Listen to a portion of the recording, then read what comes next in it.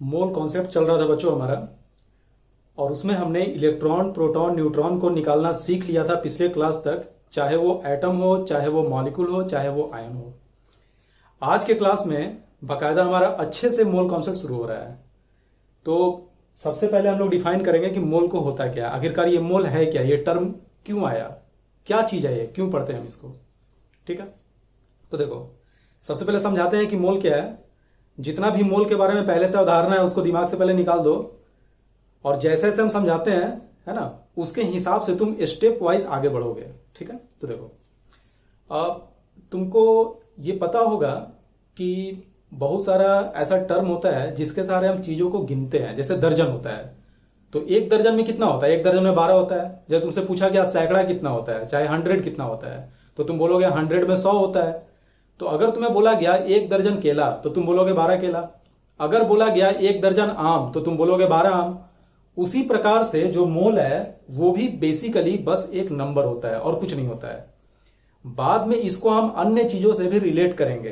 कहने का मतलब कि अगर मान लो तुम मार्केट में जाते हो और बोलते हो एक दर्जन केला दो, तो 12 केला देगा। इसका मतलब ये थोड़े ना है कि तुम उसको तौल नहीं सकते हो। तुम उसको अगर तौलोगे तो कुछ ना कुछ उसका मास आएगा। तो बाद में हम मोल को मास से भी रिलेट करेंगे, वॉल्यूम से भी रिलेट करेंगे, बहुत सारी चीजों से हम रिलेट करेंगे इसको। लेकिन फिलहाल अगर तुमसे कोई पूछे कि मोल आखिरकार है क्या, तो तुम्हारा आंसर होगा कि मोल कुछ नहीं है, बस एक नंबर है। जिस प्रकार से दर्जन में 12 होता है, सैकड़ा में 100 होता है, 1000 में 1000 होता है, लाख में 10 टू द पावर 5 होता है, मिलियन में 10 टू द पावर 6 होता है, उसी प्रकार से मोल में भी एक पार्टिकुलर नंबर होता है। और ये नंबर जो है ये बहुत बड़ा नंबर होता है, बहुत ही बड़ा नंबर होता है। बिकॉज कि ये बहुत बड़ा नंबर होता है, तो उस नंबर में जब हम जोड़ घटाव करते हैं तो हम लोग को ऐसा लगता है कि ये बहुत ही डिफिकल्ट है मोल। लेकिन वास्तव में मोल डिफिकल्ट नहीं है। इसमें जो कैलकुलेशन है वो थोड़ा बहुत लेंदी होता है। अगर तुम सीधे उसे भिड़ जाओगे तो कैलकुलेशन को भी आसान करने का तरीका होता है, जो कि सारी बातें हम लोग करेंगे। ठीक है, तो देखो बच्चों शुरू करते हैं क्लास को। अब ये सारी समझाने का, है ना, शुरू का ये सब कुछ हो गया। अब शुरू कर रहे हैं मोल को। तो देखो मोल में होता क्या है। जब भी कोई तुमसे पूछेगा चलो ठीक है मोल एक नंबर है, इतना तुमको समझ में आ गया, तो कितना है मोल में होता कितना है? 15 होता है, 20 होता है, 25 होता है, 1 लाख होता है, 1 करोड़ होता है, 15 करोड़ होता है, कितना होता है?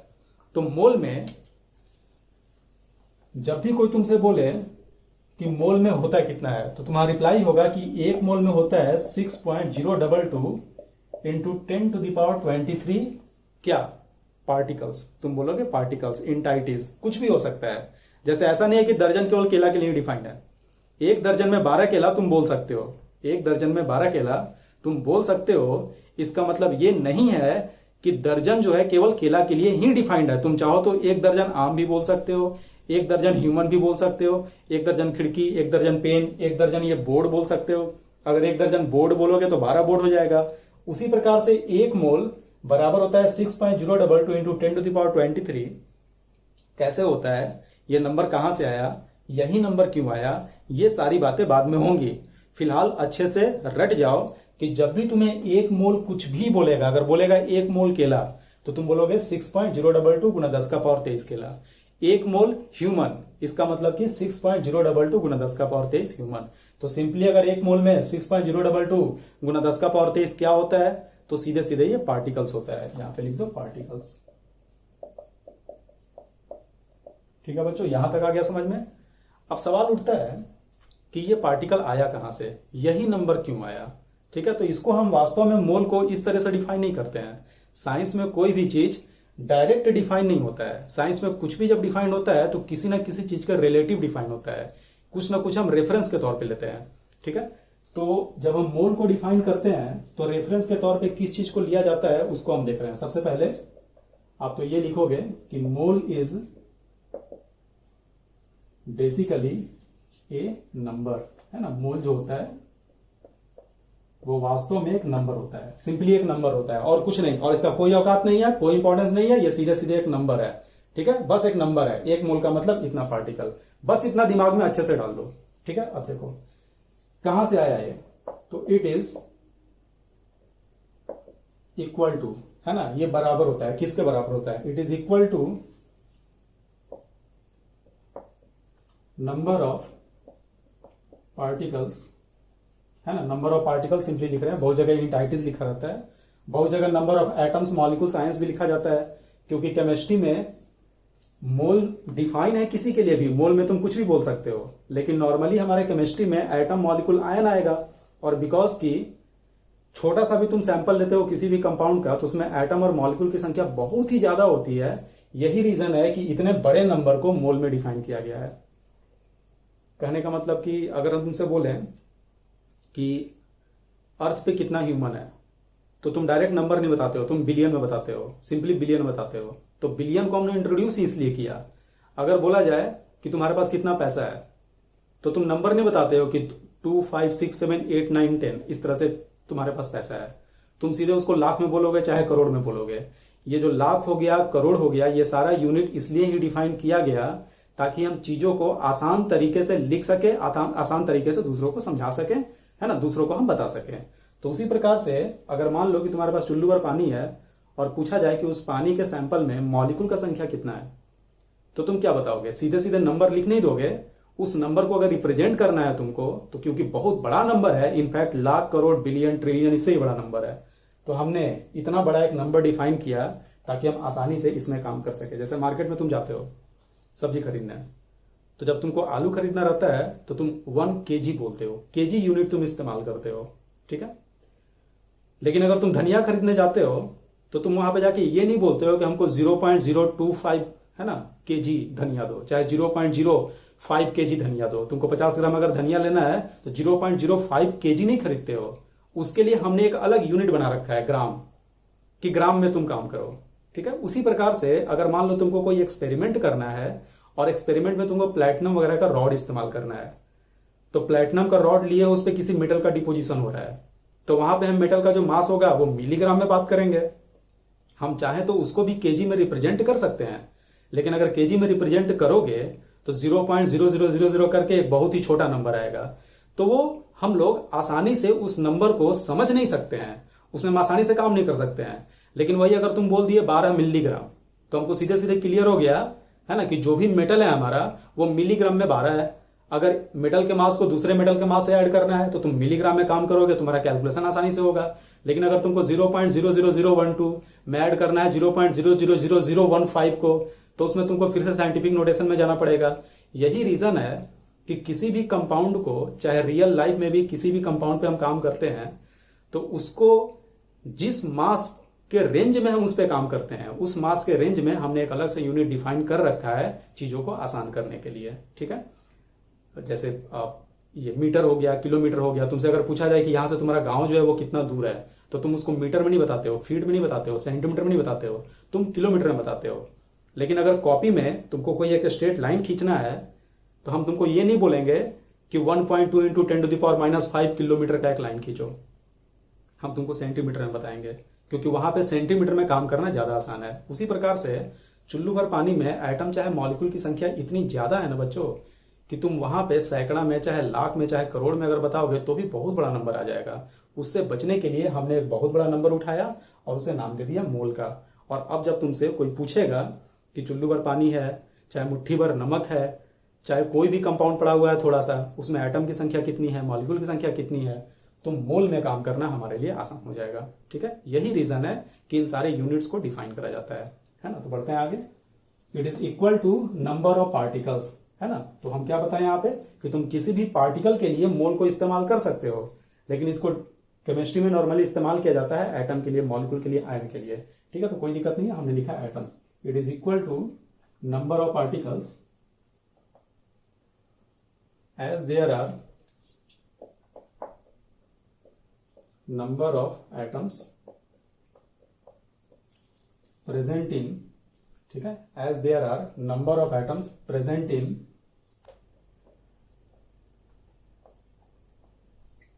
12 ग्राम ऑफ कार्बन 12 आइसोटोप, ठीक है बच्चों।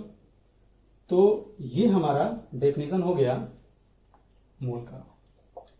ये एक मोल में जितना पार्टिकल होता है उसको पता करने का ये तरीका हो गया, है ना, ये तरीका हो गया, ये डेफिनेशन हो गया, ठीक है। पहले हम इसको समझा देते हैं अच्छे से तुमको, उसके बाद हम ये लाइन बताएंगे कि वो सेम चीज कैसे है, ठीक है। तो एक हाइपोथेटिकल सिचुएशन ले रहे हैं। मान लो तुम मार्केट में गए, मान लो तुम दुकान में गए और दुकानदार को जाकर बोलते हो कि हमको कार्बन चाहिए, ठीक है। तो जब तुम बोलोगे उसको कि हमको कार्बन चाहिए, तो जैसे अभी तुम हाइपोथेटिकल सिनेरियो, दुकान में कार्बन मिलता नहीं है ना, मान के चलो कि तुम दुकान के पास गए और दुकानदार को बोलते हो कि हमको कार्बन चाहिए। तो जब तुम दुकानदार को बोलोगे कि हमको कार्बन चाहिए, तो दुकानदार तुमसे बोलेगा कि कौन सा कार्बन चाहिए, ठीक है। कार्बन का वैरायटी होता है, पिछले क्लास में बताए थे आइसोटोप्स। Carbon 12 isotope. आइसोटोप क्या होता है बताए थे कि तुम बाहर जाकर कार्बन ढूंढोगे तो तुमको 3 तरह का कार्बन मिलेगा। सारे कार्बन में प्रोटॉन की संख्या तो सेम होगी, यानी कि एटॉमिक नंबर तीनों का सेम हो जाएगा। लेकिन जब तुम उसको फाड़ोगे तो तुम उसमें नोटिस करोगे कि न्यूट्रॉन जो है, न्यूट्रॉन वो सेम नहीं है, वो अलग अलग है। एक में तुमको 6 न्यूट्रॉन मिलेगा, एक में 7 मिलेगा, एक में 8 मिलेगा। तो मास नंबर क्या होता है? Proton plus neutron. तो जिसमें 6 न्यूट्रॉन मिला और 6 प्रोटॉन है, उसका मास नंबर 12 हो जाएगा। 7 न्यूट्रॉन वाले का 13 हो जाएगा और 8 न्यूट्रॉन वाले का 14 हो जाएगा। कहने का मतलब कार्बन का जो एटम है वो 3 वैरायटी का होता है।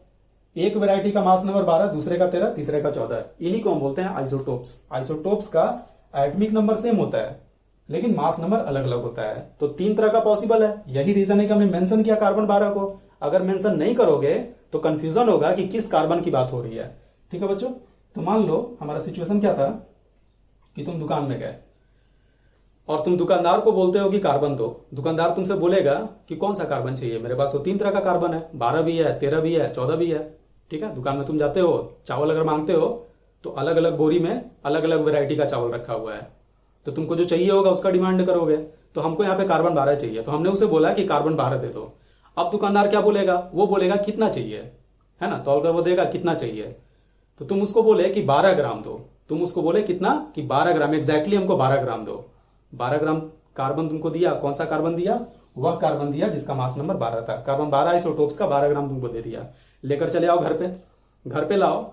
गिनना उसको पॉसिबल नहीं है, गिनोगे तो तुम, है ना, तुम्हारा ही उम्र नहीं, जब से, है ना, ह्यूमन अर्थ पे है, फर्स्ट ह्यूमन भी अगर गिनना शुरू करता है तो भी गिनती यहां तक नहीं पहुंच पाता। इतना बड़ा नंबर ये होता है ना। हर सेकंड तुम 1 अगर गिनते जाओगे तो भी, हर सेकंड 10 गिनोगे तो भी, पहला ह्यूमन जो पैदा हुआ था वो अगर आज तक गिनता रहता एवोगैड्रो नंबर को तो भी गिनती कंप्लीट नहीं होता, ठीक है। इसलिए हम हाइपोथेटिकली बता रहे हैं। तो तुम मार्केट से क्या किए? 12 ग्राम कार्बन लेकर आए। कौन सा कार्बन लेकर आए? तो वह कार्बन लेकर आए जिसका मास नंबर 12 है। अब करो क्या कि वो तो कार्बन तुमको तौल के दे दिया ना, नमक तुमको तौल के दे दिया। तो तुम देखते हो कि नमक जब तौल के लाते हो तो नमक का बहुत सारा कण होता है उसमें, ठीक है। तो तुम करो क्या कि जो कार्बन तुम लेकर आए हो उस कार्बन में जो भी एटम है उसको एक एक करके तुम गिनना शुरू करो, है ना। मान लो कि तुम्हारे पास सुपर पावर है, तुम उसको गिन लेते हो, ठीक है। तो जब तुम गिनोगे ना, तुम्हारा गिनती जहां पे खत्म होगा वो गिनती तुम नोटिस करोगे कि एग्जैक्टली 6.022 गुना 10 का पावर 23 के बराबर आता है, ठीक है बच्चों। और इसी नंबर को हम बोलते हैं मोल। और यही चीज यहां पे हम 2 लाइन में लिखे हैं। क्या लिखे हैं? कार्बन 12 आइसोटोप के, ठीक है, 12 ग्राम में, कार्बन 12 आइसोटोप के 12 ग्राम में जितना एटम मौजूद होता है, जितना एटम मौजूद होता है, उन एटम्स को नहीं बोलते हैं मोल। मोल वो एटम नहीं है, उन एटम्स की जो संख्या होती है, उन एटम्स का जो नंबर होता है, उस नंबर को, है ना, हम लोग बोलते हैं मोल, है ना। मोल जो है उसमें एग्जैक्टली उतना ही पार्टिकल होता है जितना 12 ग्राम कार्बन 12 आइसोटोप में एटम्स का नंबर होता है, ठीक है। और क्या बोला है कि कार्बन 12 आइसोटोप के 12 ग्राम में जितना एटम मौजूद होगा, तो हम लिख रहे हैं number of atoms present in 12 gram of carbon 12 isotope बराबर कितना आता है? 6.022 गुना 10 का पावर 23 आया मान लो, ठीक है। और इसी को हम बोल रहे हैं कि ये जो नंबर कार्बन 12 के 12 ग्राम में जितना एटम का नंबर है, उसी नंबर को हम बोलते हैं कि मोल में उतना ही नंबर होता है। तो हम क्या लिख सकते हैं? ये चीज जो है मोल हो गया। 1 मोल बराबर 6.022 गुना 10 का पावर 23, है ना, पार्टिकल्स, ठीक है बच्चों। पार्टिकल्स क्या क्या हो सकता है? एटम, मॉलिक्यूल, आयन, कुछ भी हो सकता है ना। आम केला, कुछ भी हो सकता है, किसी भी चीज के लिए तुम बोल सकते हो, ठीक है। अब देखो ये जो नंबर आया, ये जो पार्टिकुलर नंबर आया, है ना, इस नंबर को हम बोलते हैं एवोगैड्रोस नंबर। क्योंकि एवोगैड्रो एक साइंटिस्ट था, वही कॉन्सेप्ट हमको दिया था कि मोल में कितना पार्टिकल होता है, गैस से भी वो रिलेट किया था। तो उसी के हिसाब से हम इस नंबर को बोलते हैं एवोगैड्रोस नंबर। तो हम लिख रहे हैं this number is called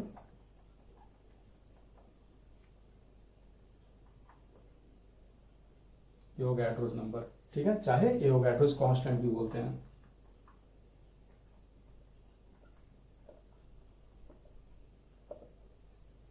Avogadro's number और एवोगैड्रोस कांस्टेंट में थोड़ा सा डिफरेंस होता है, हम बता देंगे तुमको बाद में क्या डिफरेंस होता है। बोलचाल की भाषा में बोलोगे कोई दिक्कत नहीं है। ठीक है, एवोगैड्रोस नंबर एवोगैड्रोस कांस्टेंट में थोड़ा सा लेकिन डिफरेंस होता है, वो हम आपको बाद में बता देंगे। ठीक है, इसे क्या बोलते हैं, एवोगैड्रोस नंबर चाहे एवोगैड्रोस कांस्टेंट, और इसको रिप्रेजेंट करा जाता है, इट इज रिप्रेजेंटेड बाई देखना कैसे रिप्रेजेंट होता है, एन, है ना, एन फॉर नंबर, और यहां पे ए कैपिटल है, एवोगैड्रोस नंबर। चाहे कहीं कहीं पे तुम देखोगे कि इसको एन नॉट से भी रिप्रेजेंट कर रहा है, एन नॉट से। ठीक है बच्चों, आ गया समझ में।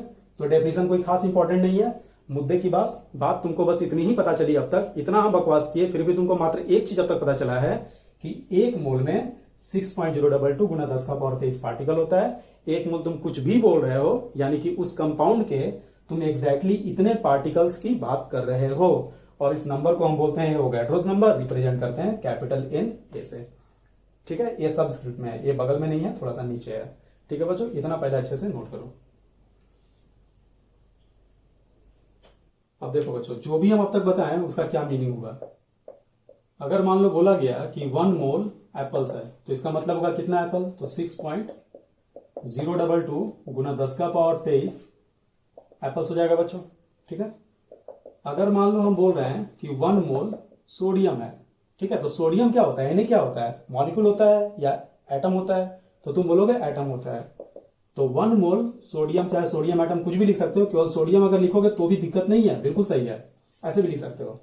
1 मोल सोडियम, Na सोडियम को बोलते हैं, इसका क्या मीनिंग होगा, तो इसका मीनिंग होगा 6.022 गुना 10⁻23 एटम्स।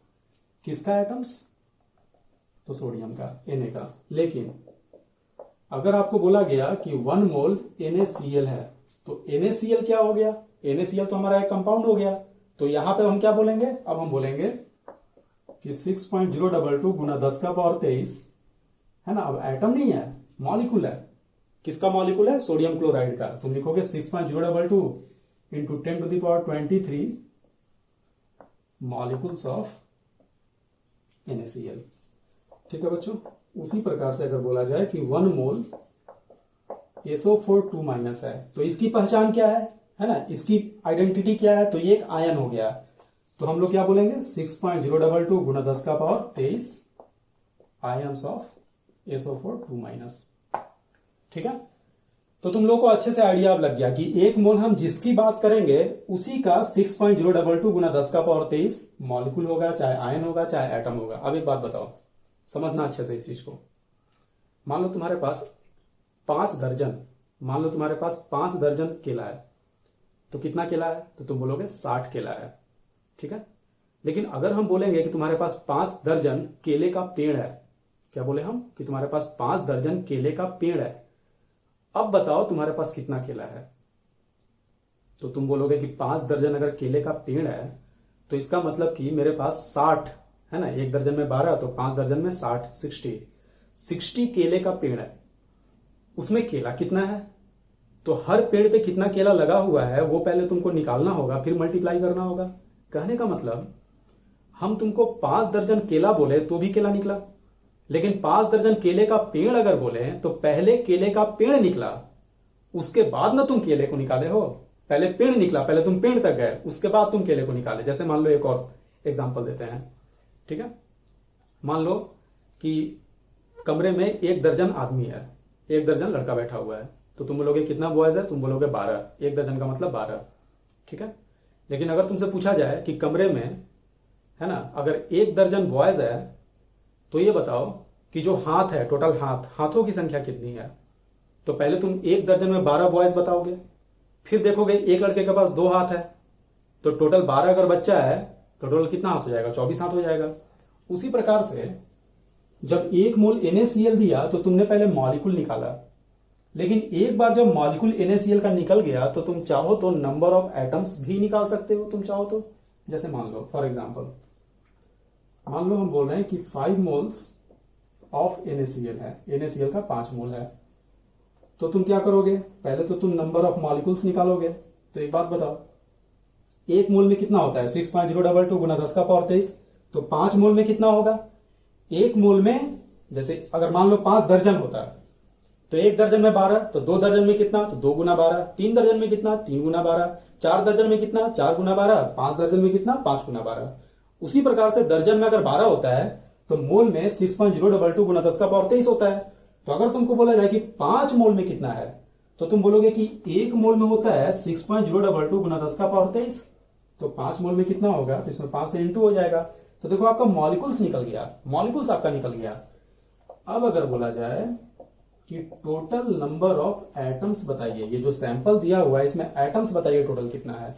तो एक बात बताओ, NaCl के एक मॉलिक्यूल में, एक अकेला मॉलिक्यूल में, NaCl का एक अकेला मॉलिक्यूल जो है उसमें 2 एटम है, एक सोडियम एक क्लोरीन, टोटल 2 एटम।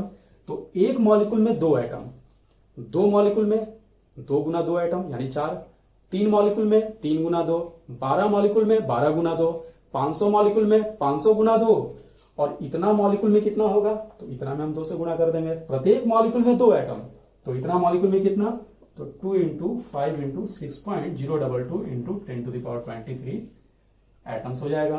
कहने का मतलब अगर 1 मोल एटम दिया है तो एटम डायरेक्ट निकल गया, लेकिन अगर 1 मोल मॉलिक्यूल दिया है, 1 मोल अगर तुमको मॉलिक्यूल दिया है, तो 1 मोल अगर तुमको NaCl दे दिया, मॉलिक्यूल दे दिया, तो पहले तुम नंबर ऑफ मॉलिक्यूल्स निकाले, और एक बार जब मॉलिक्यूल्स निकल गए, ये मॉलिक्यूल्स है, मॉलिकुलर नहीं है, मॉलिक्यूल्स है, कुछ बच्चा इसको मॉलिकुलर लिख देता है। तो जब 1 मोल NaCl दिया तो पहले हम मॉलिक्यूल निकाले और उसके बाद मॉलिक्यूल से हम एटम निकाल लिए। ठीक है बच्चों, आगे समझ में। अब हम चाहें तो इसी में फर्दर, जब मॉलिक्यूल का संख्या तुम्हारा निकल गया और एक मॉलिक्यूल में तुम प्रोटॉन न्यूट्रॉन इलेक्ट्रॉन सब कुछ निकाल सकते हो, तो आगे अगर पूछेगा तो तुम आगे भी निकाल सकते हो। ठीक है, इतना नोट करो पहले। देखो बच्चों, अगला हम ले रहे हैं 15 मोल CaSO4 कैल्शियम सल्फेट। और तुमसे देखो पूछ क्या कह रहा है, तुमसे पूछ रहा है कि पहले तो आप बताओ कि टोटल नंबर ऑफ मॉलिक्यूल्स इसमें कितना है, फिर बताओ कि total number of calcium atom इसमें कितना है, total number of sulphur atom कितना है,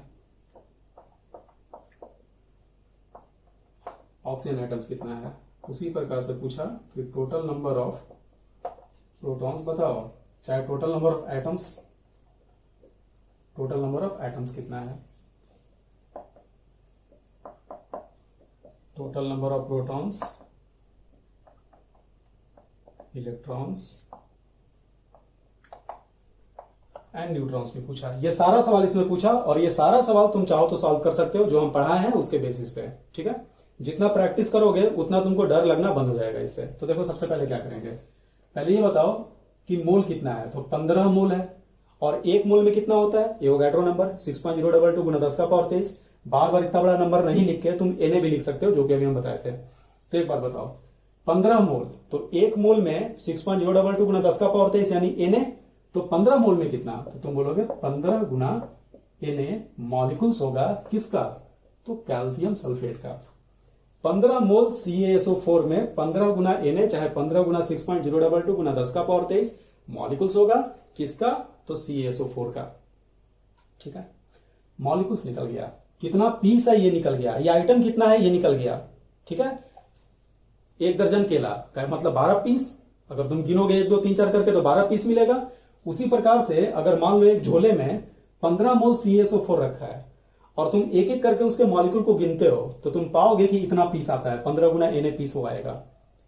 अब तुमसे पूछ रहा है कि बता कैल्शियम कितना है, तो प्रत्येक पीस में कितना, जैसे मान लो कमरे में 1 दर्जन बॉयज है तो 12 लड़का है, और प्रत्येक पीस के पास, बॉयज को मान लो हम पीस बोल रहे हैं, है ना, तो प्रत्येक पीस के पास, हर आइटम के पास 2 हाथ है, तो पहले के पास 2, दूसरे के पास 2, तीसरे के पास 2, चौथे के पास 2, टोटल हैंड्स अगर तुमसे पूछेगा तो सबको जोड़ना होगा, जोड़ते ही तुम्हारा काम हो जाएगा। तो वही काम हम भी यहां पे कर रहे हैं।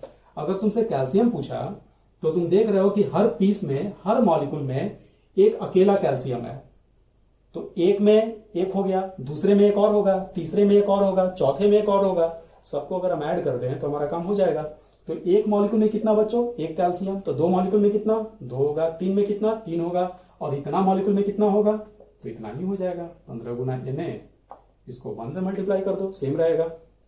सल्फर, सल्फर भी उतना ही आ रहा है, एक मॉलिक्यूल में एक है, तो 15 गुना Na में कितना होगा, तो तुम्हारा आंसर होगा 15 गुना Na इंटू 1 हो जाएगा। सही है बच्चों।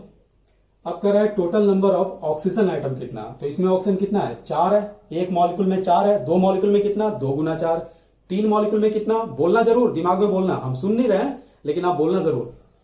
एक मॉलिक्यूल में 4 ऑक्सीजन, दो मॉलिक्यूल में कितना, 2 गुना 4, तीन मॉलिक्यूल में कितना, 3 गुना 4, 10 मॉलिक्यूल में कितना, 10 गुना 4, 100 में कितना, 100 गुना 4, और 15 गुना Na में कितना, तो 15 गुना Na इंटू 4, ये ऑक्सीजन आ गया। ठीक है। अब देखो टोटल नंबर ऑफ एटम्स, सारा एटम्स बोल रहा है, अलग अलग नहीं, यहां पे इंडिविजुअली हमने अलग अलग निकाला।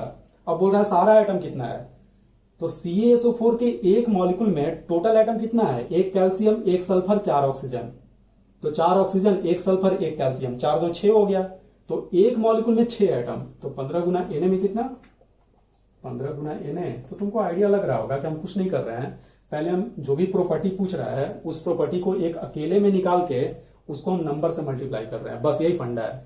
प्रोटॉन पूछा, अब बता प्रोटॉन कैसे निकलेगा, तो एक में प्रोटॉन निकालो और टोटल से गुना कर दो, तो एक में प्रोटॉन कितना, एक में प्रोटॉन कितना, तो प्रोटॉन किसके बराबर था, एटॉमिक नंबर के।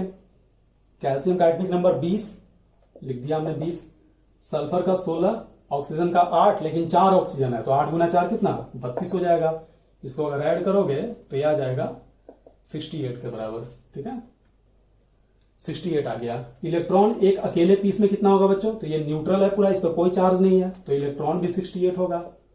न्यूट्रॉन कितना होगा, तो न्यूट्रॉन के लिए मास नंबर में से एटॉमिक नंबर को घटाओ। कैल्शियम का मास नंबर 40 में से 20 गया तो 20 आया। सल्फर 32 में से 16 गया, 16 ही आया। ऑक्सीजन 16 में से 8 गया, 8 ही गया, तो 16 में से 8 गया तो 8 ही बचा। 8 गुना 4 यानी 32, तो ये कितना हो गया, ये भी 68 हो गया। तीनों का तीनों 68 आ गया। मास नंबर एटॉमिक नंबर का डबल है, तो प्रोटॉन न्यूट्रॉन तो इक्वल होगा ही। ठीक है, तो टोटल नंबर ऑफ प्रोटॉन कितना, तो एक में कितना प्रोटॉन आएगा 68, तो दो में कितना 68 गुना 2, तीन में कितना गुना 3, 4 में कितना गुना 4, और 15 गुना Na में कितना, तो हम मल्टीप्लाई कर देंगे 15 गुना Na से। इसको कैलकुलेट मत करना है ना, तुम सवाल लिखना अच्छे से समझ के। पहला सवाल है समझना, पहले खुद से मत करना, समझने के बाद बिना देखे हुए खुद से करना, तुम्हारा बिल्कुल सही होना चाहिए। ठीक है, अब देखो इलेक्ट्रॉन कितना, तो इलेक्ट्रॉन भी हो जाएगा 68 इंटू 15 इंटू Na, ये भी कितना, तो 68 इंटू 15 इंटू Na। ठीक है बच्चों, समझ में आ गया, अच्छे से नोट कर लो। और एग्जांपल देखते हैं, अगला लिखो 8 मोल्स ऑफ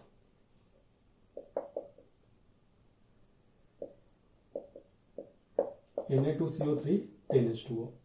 ठीक है, Na2CO3 डॉट 10H2O। अब इसमें वही सारा चीज पूछेंगे जो पिछले वाले में पूछा गया। क्या क्या, नंबर ऑफ मॉलिक्यूल्स, तो ये तो सबसे आसान है ना, जितना मोल है, एक मोल में Na होता है तो 8 मोल में कितना, तो आंसर हो जाएगा 8 into Na। Total number of sodium atoms, carbon atoms, oxygen atoms, और कौन सा है, एक हाइड्रोजन भी है इसमें, तो total number of hydrogen atoms.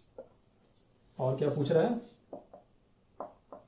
Same वही चीज, total number of protons, electrons and neutrons. ठीक है बच्चों, लगा जाए, किया जाए इसको।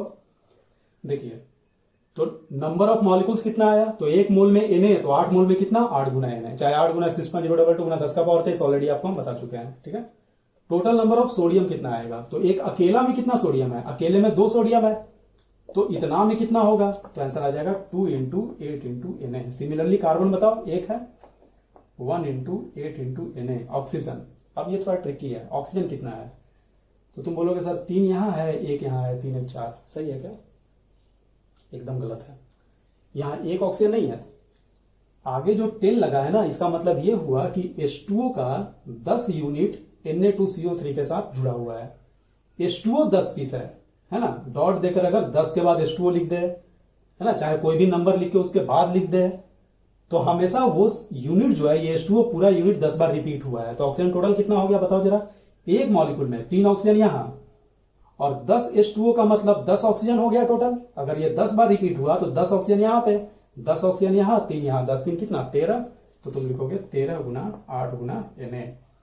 बिल्कुल वैसी हाइड्रोजन बताओ बच्चों, तो H2O, एक H2O में 2 और ऐसा ऐसा 10 यूनिट, तो 10 गुना 2 कितना 20 गुना 8 गुना Na। अब निकालना है प्रोटॉन इलेक्ट्रॉन न्यूट्रॉन। तो पहले हम सिंगल पीस में तीनों को निकाल लेंगे, फिर टोटल नंबर जो है उसे मल्टीप्लाई कर देंगे। तो पहले सिंगल में बताओ कितना प्रोटॉन है, इस अकेले में निकाल रहे हैं अभी अकेले में। तो सोडियम का एटॉमिक नंबर कितना 11, 11 गुना 2 22। कार्बन का एटॉमिक नंबर 6 यानी प्रोटॉन हो जाएगा 6। ऑक्सीजन का 8, 8 गुना 3 24 प्लस, अब यहां देखो 10 H2O, तो H का अलग O का अलग निकालोगे, उससे अच्छा है कि H2O का निकाल के हम 10 से गुना कर दें। तो H2O में हाइड्रोजन के पास एक प्रोटॉन 2 हाइड्रोजन है तो 2 हो गया, और ऑक्सीजन के पास 8 प्रोटॉन, 8 2 कितना 10, और ऐसा ऐसा 10 पीस है, तो 10 गुना 10 कितना 100 हो जाएगा। ठीक है, पूरे को ऐड कर दो तो ये हो गया 30, 22, 52 और 100 152 आ गया। इलेक्ट्रॉन कितना, तो न्यूट्रल है तो इलेक्ट्रॉन 152 होगा। चार्ज देखो कोई ट्रिक ही नहीं है, अगर चार्ज होता मान लो कोई आयन दे दिया तो आयन में तो इलेक्ट्रॉन प्रोटॉन इलेक्ट्रॉन निकालना बताया ही है। अगर नेगेटिव चार्ज है तो उतने से इलेक्ट्रॉन बढ़ जाएगा, पॉजिटिव है तो उतने से घट जाएगा। ठीक है, ये न्यूट्रल है तो उतना ही रहेगा प्रोटॉन के बराबर। न्यूट्रॉन निकाला जाए तो न्यूट्रॉन निकालो। सोडियम में मास नंबर 23, एटॉमिक नंबर 11, 23 में से 11 गया 12 और ऐसा ऐसा 2 पीस है, 12 गुना 2 24। अगर हम तेजी से बोल रहे हैं तो तुम लोग खुद से हाथ चला के करना, क्योंकि ऑलरेडी हम इलेक्ट्रॉन प्रोटॉन न्यूट्रॉन निकालना पिछले क्लास में डिटेल में बताए हैं। यही रीजन है कि अभी हम थोड़ा तेजी से निकाल रहे हैं। ठीक है, थोड़ा भी अगर तुम स्लो पढ़ते हो तो इलेक्ट्रॉन प्रोटॉन न्यूट्रॉन निकालने पे अच्छे से थोड़ा सा कमांड कर लेना, चाहे है ना खुद से कर लेना कॉपी पे। 24 आया। कार्बन में कितना बच्चों 6 न्यूट्रॉन, ऑक्सीजन में 16 में से 8 गया 8 न्यूट्रॉन, ऐसा ऐसा 3 पीस है, तो 8 गुना 3 24, यहां पे 3 पीस है, इसको अलग से निकाल रहा है। यहां तक हमारा काम हो गया। प्लस H2O, तो H2O के हाइड्रोजन में तो न्यूट्रॉन होता नहीं है, हाइड्रोजन में 0 न्यूट्रॉन, और O में 8 न्यूट्रॉन होगा, यानी H2O में 8 न्यूट्रॉन और ऐसा ऐसा 10 पीस है, तो कितना हो जाएगा 80 हो जाएगा। ठीक है, अब इसको ऐड करोगे तो ये हो गया 30 और 80 110, 110 और 24 34 आ गया। ठीक है, वेरीफाई कर लेते हैं। ठीक है, हो गया।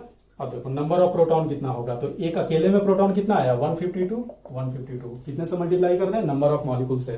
कितना है नंबर ऑफ मॉलिक्यूल्स बच्चों 8 गुना Na कर दिया हमने 8 इंटू Na। उसी प्रकार से इलेक्ट्रॉन का बता दो तो ये भी हो जाएगा 152 8 इंटू Na। न्यूट्रॉन कितना, एक में 134 तो उतने में कितना 8 इंटू Na। ठीक है बच्चों, हो गया, यहां तक समझ में आ गया अच्छे से। अब देखो जो नोट्स है आपका, कॉपी के ऊपर में खाली स्ट्रिप होगा एक। ठीक है, कॉपी के ऊपर में थोड़ा सा खाली जगह होगा, उस खाली जगह में हम पूरे कोर्स के दौरान कुछ इंपॉर्टेंट पॉइंट्स को लिखवाने का काम करेंगे। तो वो जो खाली जगह है वहां पे लिखो जो अभी हम बताने जा रहे हैं। ठीक है, और जो हम बताने जा रहे हैं वो केमिस्ट्री नहीं है, वो सिंपली मैथ्स है, कैलकुलेशन है। लेकिन वो कैलकुलेशन जो है उसको तुम रटोगे और वो तुम्हारा फ्यूचर में काम बहुत ही ज्यादा आसान कर देगा। क्या है कैलकुलेशन, तो ये जो बड़ा सा नंबर बताए वो गाइड्रो नंबर 6.022 गुना 10 का पावर 23। अगर 1 में इस नंबर से तुम डिवाइड करते हो, मैथमेटिकली सिंपली ये मैथमेटिक्स है लेकिन बहुत काम का कैलकुलेशन है। 1 अपॉन एवोगैड्रो नंबर बराबर होता है 1.67 इंटू 10 टू द पावर -24 के। एकदम रट जाओ इसको अच्छे से, बहुत काम आएगा ये। और कॉपी के ऊपर में लिख लो, कॉपी के ऊपर में जो खाली स्ट्रिप है वहां पे लिख लो। ठीक है, 1 अपॉन 6.022 गुना 10 का पावर 23 बराबर 1.67 इंटू 10 टू द पावर -24। याद हो गया। एवोगैड्रो नंबर का रेसिप्रोकल कितना होता है, तुमसे अगर पूछा जाए कितना बताओगे 1.67 into 10 to the power -24। 1.67 into 10 to the power -24 इसका रेसिप्रोकल कितना होता है, तो तुम बोलोगे एवोगैड्रो नंबर। अगर 1/x y के बराबर है तो 1/y x के बराबर होगा। तो इस नंबर का रेसिप्रोकल अगर इतना है तो इसका रेसिप्रोकल इसके बराबर हो जाएगा। ठीक है, और क्या सीखे, अगर हम इन दोनों नंबर को आपस में मल्टीप्लाई कर दें तो 1 के बराबर आ जाएगा। ठीक है, तो इसको कॉपी के ऊपर में लिख लो, नोट कर लो। चलो बच्चों आगे बढ़ते हैं। देखिए अभी आपने क्या सीखा, कि 6.022 इंटू 10⁻23 पार्टिकल्स जो होता है वो बराबर होता है 1 मोल के। ये आपने सीखा। तो एक बात बताओ बच्चों, 1 पार्टिकल कितने मोल के बराबर होगा? यूनिटरी मेथड से हम लिखेंगे 1/6.022 इंटू 10⁻23 मोल के बराबर होगा। और अगर पूछे कि n पार्टिकल अगर है, चाहे x है चाहे y है, वो पार्टिकल कितने के बराबर होगा?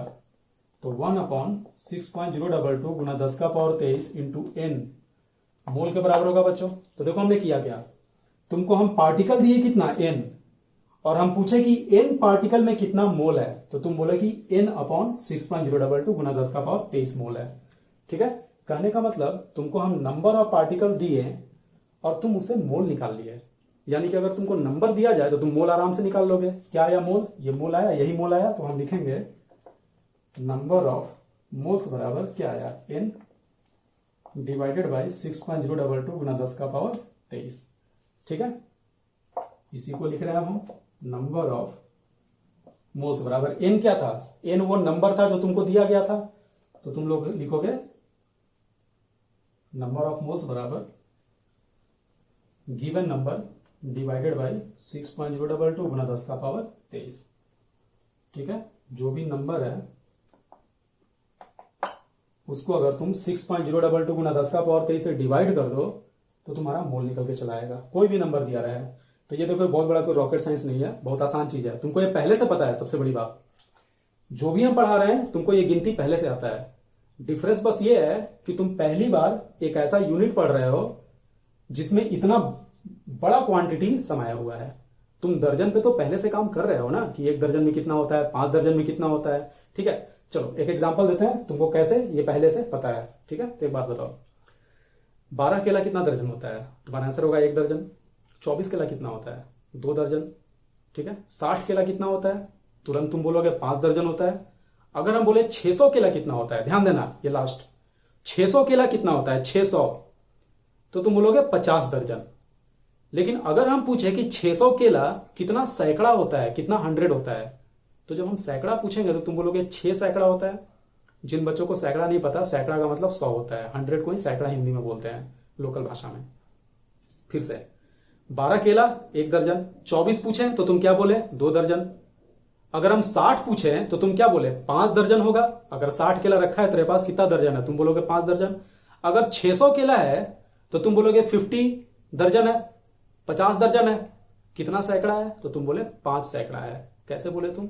ये तुम दर्जन, जब हम बोले 600 तो तुम 600 में 50 दर्जन कैसे बोले? तो बच्चे वास्तव में तुम 12 से भाग दिए। ठीक है, जब हम तुमसे पूछे 24 केला तो तुम 12 से भाग दिए तो 2 दर्जन निकल के चला आया। जब हम तुमसे पूछे 60 केला तो तुम उसको भी अगर 12 से भाग दिए तो 5 दर्जन आ गया। जब हम तुमसे पूछे 600 केला तो उसको ही 12 से भाग दिए तो 50 दर्जन आया। लेकिन हम सैकड़ा पूछे, जब हम दर्जन पूछे तो दर्जन में 12 होता है इसलिए 12 से भाग दिए। सैकड़ा पूछे तो सैकड़ा में 100 होता है तो तुम 100 से भाग दे रहे हो। अगर हम तुमसे मोल पूछ दें तो मोल में कितना होता है? 6.022 गुना 10⁻23। तुमसे पूछे 600 केला कितना मोल है, तो तुम बोलोगे 600 बाई 6.022 गुना 10⁻23। 600 केला कितना दर्जन है? तो 600 बटा 12। 600 केला कितना सैकड़ा है? तो 600 बटा 100। 600 केला कितना मोल है? तो 600 बटा 6.022 गुना 10⁻23। तो तुम दर्जन में काम तो कर ही रहे हो ना, बचपन से तुम काम कर रहे हो। तो डिफरेंस क्या है? बस दर्जन की जगह मोल आ गया और जहां जहां पे 12 था, 12 की जगह पे 6.022 गुना 10⁻23 आ गया। सेम वही चीज है। गिवन नंबर बाय, जब भी तुमसे पूछेगा कि नंबर से मोल कैसे निकालेंगे, नंबर से मोल कैसे निकालेंगे, तो तुम्हारा आंसर होगा गिवन नंबर अगर n है तो हम उसको na से डिवाइड कर देंगे। Given number by Avogadro number. Number से मोल कैसे निकालेंगे? एवोगैड्रो नंबर से डिवाइड करके। बार बार दिमाग में बोलो इस चीज को, नंबर से मोल कैसे निकालेंगे? एवोगैड्रो नंबर से डिवाइड करके। नंबर से दर्जन कैसे निकालेंगे? 12 से डिवाइड करके। नंबर से सैकड़ा कैसे निकालेंगे? 100 से डिवाइड करके। नंबर से मोल कैसे निकालेंगे? na से डिवाइड करके, एवोगैड्रो नंबर से डिवाइड करके। ठीक है, नोट करो इसको। अब देखो तो बच्चों, अगर तुमको बोला जाए कि 3.011 इंटू 10⁻24 मॉलिक्यूल्स है CO2 का, और तुमसे बोला जाए, इसके पहले देखो हम क्या कर रहे थे, इसके पहले तुमको मोल दिया था और मोल से मॉलिक्यूल निकाल रहे थे। Na से गुना करके अब उल्टा जाना है, तो उल्टा जाना है तो क्या करोगे, उसी नंबर से डिवाइड करोगे। अगर A से B पे जाने के लिए C से गुना करना पड़ता है, तो B से A पे आने के लिए C से भाग देना पड़ेगा। ये सिंपल मैथमेटिक्स होता है। अगर X से Y पे जाने के लिए तुमको Z से गुना करना पड़ा, तो अगर तुमको Y निकालना है X से, तो तुम क्या करोगे, Z को इस साइड भेज दो, Z से डिवाइड हो जाएगा। तो अगर X निकालना है तो Z से गुना किए, तो Y निकालना है तो Z से भाग दोगे। ठीक है, तो वही चीज हो रहा है। पहले हमें मोल निकालना था तो हम एवोगैड्रो नंबर से मल्टीप्लाई कर रहे थे। अब तुमको, है ना, सॉरी उल्टा बोल दिए, पहले तुमको मॉलिक्यूल्स निकालना था तो तुम एवोगैड्रो नंबर से मल्टीप्लाई करते थे। अब अगर तुमको मॉलिक्यूल्स दिया हुआ है और मोल निकालना है तो एवोगैड्रो नंबर से डिवाइड करोगे। और वैसे भी तुम्हारे पास फॉर्मूला तो है ही ना। तो अगर तुमसे पूछेगा कि नंबर ऑफ मोल्स बताइए CO2 का, तो हमें दिया हुआ क्या है बच्चों, CO2 का बताओ। तो ये क्या दिया है, मास दिया है, वॉल्यूम दिया है, लेंथ दिया है, उसका एज दिया है, ये क्या दिया है, क्या फिजिकल क्वांटिटी दिया है। तो 3.011 गुना 10 का पावर 24 मॉलिक्यूल्स, तो ये इसका नंबर दिया है। CO2 के मॉलिक्यूल्स की संख्या है 3.011 गुना 10 का पावर 24 के बराबर। CO2 तुम्हारे पास दिया हुआ है कमरे में मान लो, और एक एक करके तुम गिन रहे हो। तो इस सवाल के हिसाब से CO2 का जो टोटल नंबर है वो 3.011 गुना 10 का पावर 24 है। ठीक है, और तुमसे बोल रहा है कि मोल बताओ, तो मोल बराबर क्या लिखोगे, given number by Avogadro number, चाहे यू भी कर सकते हो, गिवन नंबर ऑफ मॉलिक्यूल्स, जो भी दिया रहे उसका नंबर बाई एवोगैड्रो नंबर। तो नंबर कितना दिया है बच्चों, 3.011 गुना 10 का पावर 24 डिवाइडेड बाई 6.022 गुना 10 का पावर 23, है ना। इससे ये दो बार में कट गया। 10 का पावर 23 है 10 का पावर 24, 10 का पावर 24 का मतलब एक के बाद 24 जीरो, 10 का पावर 23 का मतलब एक के बाद 23 जीरो। तो 23 जीरो से 23 जीरो कट जाएगा तो एक जीरो बढ़ जाएगा, बच जाएगा। वैसे भी शायद तुम पढ़े होगे मैथ्स में बचपन में कि 10 to the power x by 10 to the power y है। तो अगर तुम इसको ऊपर ले जाओगे तो पावर माइनस हो जाता है, तो x माइनस वाई हो जाएगा। तो जब ये 23 ऊपर जाएगा तो 24 में से घट जाएगा, तो एक 10 ऊपर में 10 का पावर 1 यानी 10 बचेगा। 10 बटा 2 बराबर क्या आ गया, 5 मोल आया। और 5 मोल किसका आया, तो CO2 का आया। कहने का मतलब तुमको नंबर से मोल निकालना आ गया, मोल से नंबर निकालना आ गया, और नंबर से मोल निकालना आ गया। यहां तक एकदम अच्छे से कमांड आया क्या, नहीं आया, दिक्कत हुआ। क्लास को बार बार देखना, बार बार देखना, क्योंकि ये बेस है। ये बेस अगर स्ट्रांग रहा तो आगे तुमको कहीं भी फिजिकल केमिस्ट्री में दिक्कत होने वाला नहीं है। समझे बच्चे, ठीक है। तो एकदम कमांड करो, ज्यादा चीज हम नहीं बता रहे हैं, बहुत कम चीज आज बताए हैं। भले ही क्लास थोड़ा लंबा हो गया, लेकिन बताए बहुत ही कम चीज है। बस 2 चीज बताए हैं। मोल से, एक मोल में कितना होता है, तो एवोगैड्रो नंबर यानी 6.022 गुना 10 का पावर 23। तो तुमको मोल से नंबर पे जाना है तो एवोगैड्रो नंबर से मल्टीप्लाई करोगे, लेकिन अगर नंबर से मोल पे आना है तो तुम एवोगैड्रो नंबर से डिवाइड करोगे। ठीक है, यहां हमको मोल पे आना था, मॉलिक्यूल दिया हुआ था, नंबर दिया हुआ था, तो नंबर में हम एवोगैड्रो नंबर से भाग दे दिए। ठीक है, तो क्लास खत्म करने से पहले लास्ट सवाल बच्चों, अगर तुमको नंबर दिया रहा तो तुम मोल कैसे निकालोगे। तुमको मोल निकालना आ गया, ठीक है, किससे निकालना आया, तुम्हारा क्या आंसर होगा, सर नंबर से। कैसे निकालोगे, तो तुम बोलोगे given number by Avogadro number. ठीक है, बार बार इस चीज को रिपीट करो। ठीक है, इतना रिपीट करो कि तुमको एकदम ये याद हो जाए, किसी सॉन्ग की तरह तुमको याद हो जाए। जब भी हम पूछे तुम तुरंत रिप्लाई करो। ठीक है, क्या मोल निकालना आया, यस सर आया। किससे निकालना आया, नंबर से निकालना आया। कैसे निकालना आया, given number by Avogadro number. ठीक है, डन। यहीं तक आज की क्लास हमारी समाप्त होती है। ठीक है, मिलते हैं अगले क्लास में।